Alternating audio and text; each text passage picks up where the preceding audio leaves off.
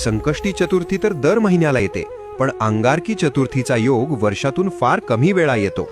तुम्हाला माहिती आहे का, संकष्टीपेक्षा अंगारकी चतुर्थीला 21 पटीने जास्त महत्त्व का आहे?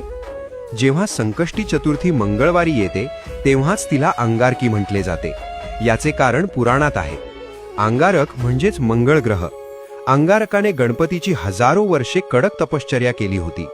त्याच्या भक्तीने प्रसन्न होऊन बाप्पाने त्याला वरदान दिले, आजपासून जो वार तुझा आहे म्हणजेच मंगळवार, त्या दिवशी जर चतुर्थी आली तर ती तुझ्या नावाने म्हणजेच अंगारकी म्हणून ओळखली जाईल.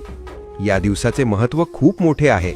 शास्त्र सांगते की वर्षभर येणाऱ्या सर्ण संकष्टी केल्यावर जे पुण्य मिळते ते पुण्य फक्त एक अंगारकी केल्याने मिळते.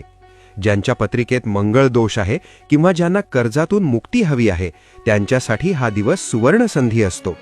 तुमच्या आयुष्यातील सर्व विघ्न दूर होवोत आणि